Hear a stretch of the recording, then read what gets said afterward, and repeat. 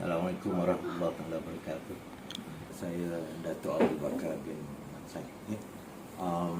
Berkhidmat bermula umur 18 tahun sehingga tahun 60, iaitu umur bersara wajib. Bermakna ayah telah berkhidmat selama 42 tahun. Pangkat terakhir Lieutenant General dan memegang jawatan sebagai Panglima Angkatan Bersama selama 2 tahun pada pangkat Lieutenant General.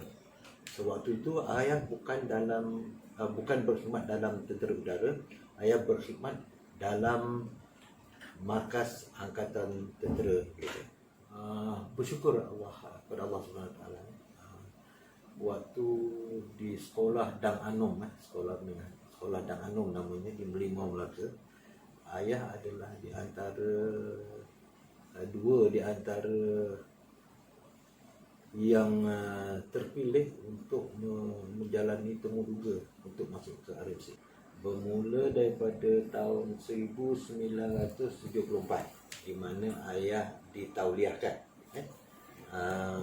Maknanya bila ditauliahkan tu dapat Lieutenant muda tadi sampai ke Lieutenant General. Ayah berkhidmat selama 42 tahun. Okey, 42 tahun. Mungkin pada tahun 2015 saya dapat 3 datuk, 2 daripada Pulau Pinang, 2 daripada Pahang, 1 daripada Selangor. Lieutenant, Captain, Major, Lieutenant Colonel, Brigadier General, Major General, Lieutenant General. Cadet 6 bulan di PD, 6 bulan di Cadet Wing di RMC jugalah. Jadi setahun. Okey. Habis setahun dapat pangkat Lieutenant muda. Banyak masa, bukanlah nak kata terror sangat dalam sukan, tak. Maksudnya bila kita dah berkecimpung banyak dalam sukan, yalah, waktu-waktu belajar ni dah berkurang.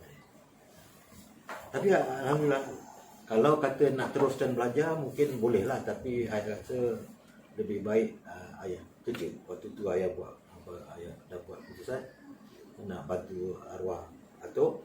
Waktu tu tak ada dalam family yang dah bekerja. Walaupun ayah main takraw untuk Selangor, ayah main yang lain itu semua untuk college. Kita sekolah kampung kan. Memanglah bandingkan yang lain-lain ni kebanyakannya semua sekolah asrama penuh lah, apalah semua sekali kan, tu yang dia dapat. Tapi bila kita bertemu, ayah antara RMC form 5 form 4 yang kedua terbaik. Kelas antara 5 kelas. Bila pergi form 5, ayah top kelas nombor 1 lah, bukan top mana lah. Kelas nombor 1 daripada 5 juga. Jadi maknanya tak kata kita sekolah kampung ni tercut adalah kan, tapi dalam proses kita belajar, dalam kita bertemu dengan cikgu apa semua, cikgu tahu kita ni ada kemampuan. Jadi teruslah. Cuma di RMC orang kata nama pun RMC sukan lebih daripada belajar. Ayah pula melibatkan diri dalam banyak sukan. Jadi ayah masa untuk belajar kurang. Tapi tak apalah, alhamdulillah juga, walaupun kurang belajar, dapat grade 2, tapi the highest of grade 2. Ya, dan juga ataupun form 3 sebab aliran Inggeris kan. Jadi result keluar LCE ataupun SRP dalam awal ke-4 lah. Jadi yang 2 orang termasuk ayah pergi temuduga, ayah seorang saja.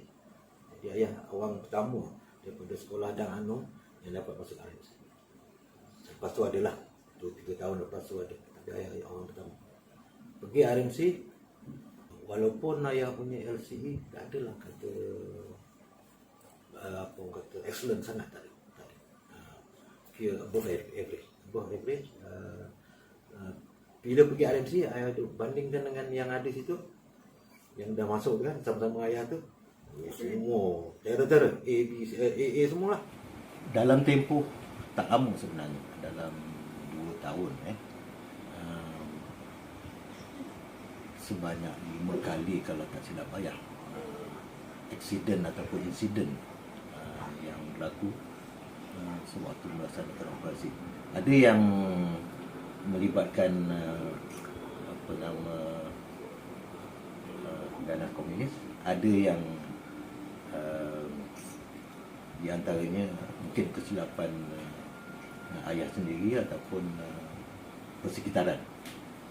Tapi yang paling, ayah rasa yang paling mengerikan lah adalah sewaktu di mana ayah ditembak oleh pasukan penganas komunis sewaktu melaksanakan operasi di tempat dipanggil Sintok, iaitu berhampiran sepadan Malaysia dengan Thailand. Dinamakan operasi Selamat Sawadi. Sawadi itu bermaksud selamat. Jadi selamat untuk kedua-dua pasukan, Thailand dan juga Malaysia. Apa yang berlaku pada hari itu adalah suatu ayah membawa polis hutan Thailand dalam, dia kata silap, dalam 6 orang. Jadi apa yang berlaku, ayah sedang menurunkan ke 5 atau ke 6 pasukan Thailand tersebut, tapi melalui 2 bukit kiri dan kanan. Walaupun ayah dah nak sampai turun, tapi oleh kerana pasukan penganas komunis tu dia duduk atas bukit. Bila dia duduk atas bukit, ayah lalu di celah-celah, jadi dia dapat menembak ke bawah, tak perlu nak menembak ke atas. Jadi dia menembak ke bawah, tapi ada juga yang daripada bawah menembak. Jadi apa yang berlaku, 3 ataupun 4 arah yang menembak pesawat kena ke sekeliling dan juga daripada bawah. Orang kata kalau umur panjang memang betul umur panjang hari ini. Peluru yang menembusi pesawat tu tak jauh daripada kami. Kalau daripada ayah, cuma 1 kaki saja di belakang. Memang terlalu hampir. Dan yang di bawah menembusi pesawat dan sampai ke tempat duduk quartermaster. Tapi dia melekat. Memang kata umur dia panjang. Dia duduk atas, peluru melekat. Okay? Dan yang polis hutan tu pula, dia duduk kiri dan kanan, peluru di antara mereka. Itu yang kawan-kawan tanya bila dah turun tu, kau pakai ilmu apa? Saya kata ya tak ada ilmu, tak ada apa. Memang alhamdulillah cukup Tuhan Maha Kuasa kan. Jadi tapi bila dah turun tu, yang kelakar sikit tu, semua ke-6 atau 5 atau 6 orang polis hutan Siam tu datang menyembah ayah. Dia sujud, dia menyembah ayah, nak ucapkan terima kasih. Ayah kata okey, tak ada apa-apa, kita semua selamat. Sebenarnya ayah nak beritahu dia orang, bukan saya punya kuasa, bukan ayah punya kuasa yang dia orang tu pun selamat. Dalam waktu yang sama, ayah tengok kaki ayah, memang ayah pun rasa panik lah. Dalam keadaan tersebut, sesiapa pun kalau kata baru atau selepas ditembak, tak ada orang pun boleh begitu cool lah. Tapi syukur alhamdulillah pada hari itu memang kami selamat. Dan pesawat terpaksa kami panggil di grounded lah. Di grounded, mana tak boleh terbang. Technician daripada Batu datang dan buat pemeriksaan apa semua sekali. Tapi tak ada tempat di mana peluru tu tembus. Yang maksud ayah, yang komponen yang crucial lah. Jadi pesawat tu boleh diterbangkan balik selepas diperiksa oleh engineer dan juga technician yang ada di situ untuk diterbangkan balik ke Batu. Selepas tu barulah dia buat inquiry sehabis-habisnya lah. Tapi alhamdulillah oleh tak ada kemalangan atau kecederaan berlaku pada ayah, kru dan juga passenger. Ayah digunakan pingat lah. Ada satu lagi mungkin aksiden ataupun insiden yang ayah perlu beritahu di sini. Secara teknikalnya dipanggil retreating plate stop dalam bahasa Melayu, ayah tak ingat lah. Tapi apa yang berlaku, yang ni berlaku di Gubir Perak.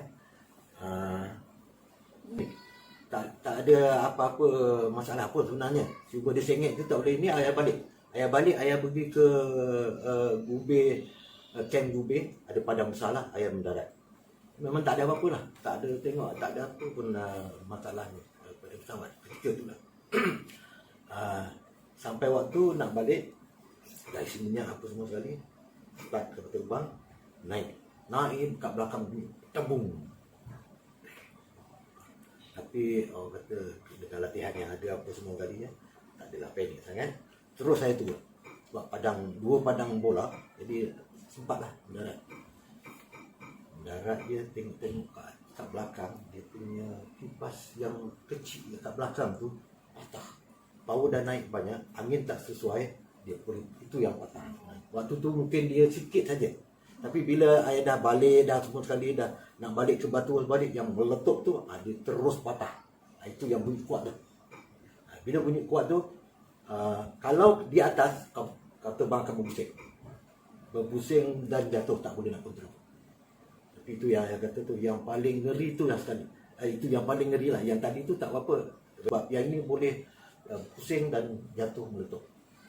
Ke atas. Kalau berlaku ke atas. Kalau dia, yang tadi ni baru nak naik, dia meletup, terus dia turunkan ke kapal terbang. Betul-betul menyasar-nyasar.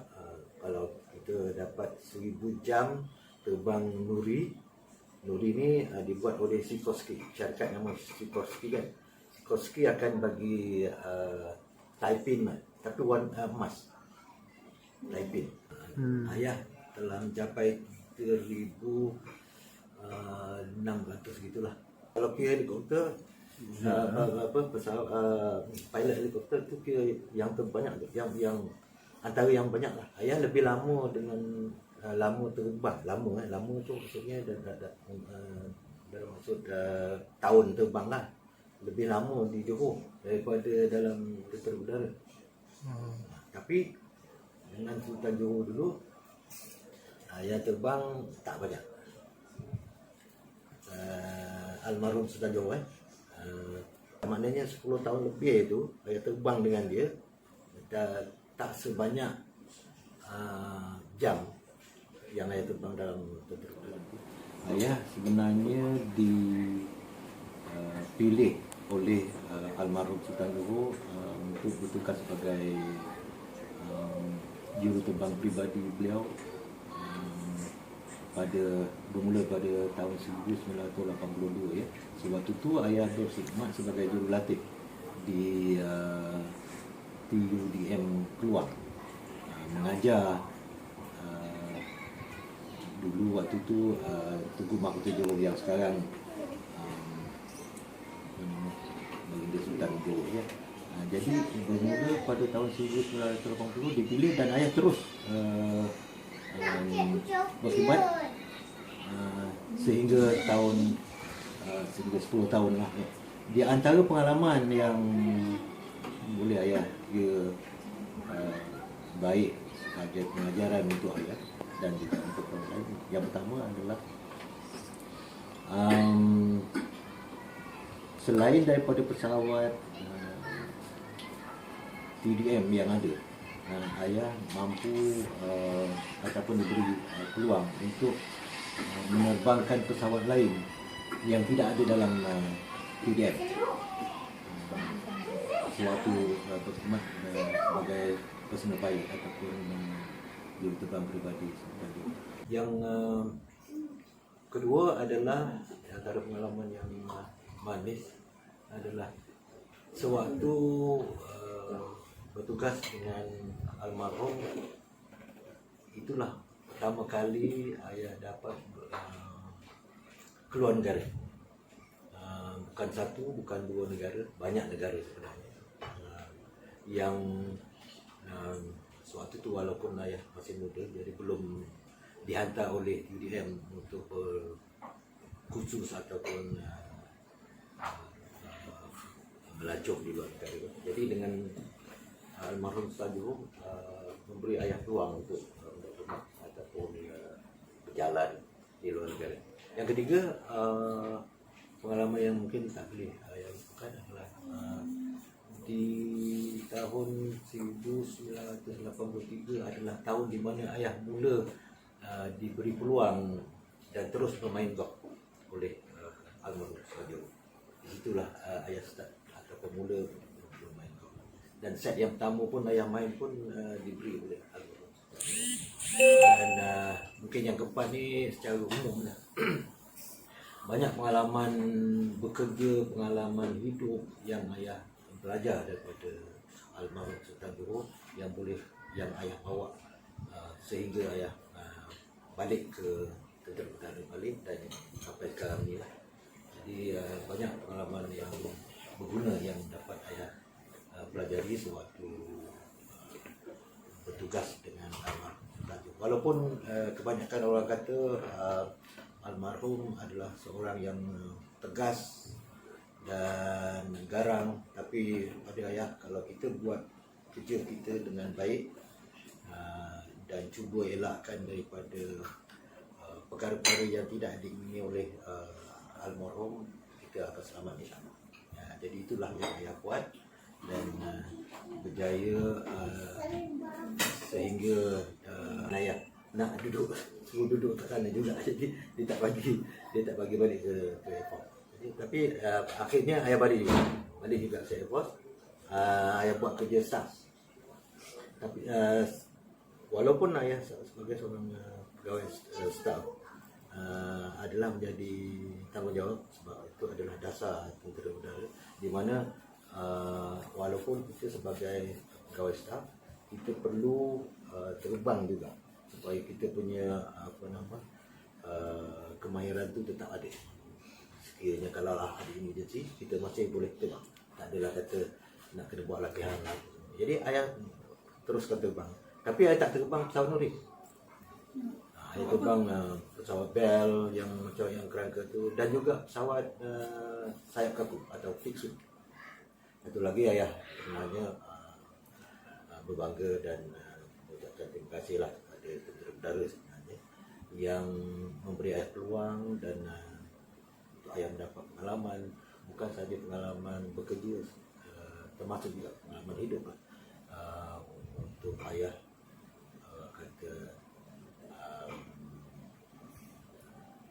berkeyakinan untuk meneruskan hidup hingga sekarang inilah, sebab apapun yang ayah belajar daripada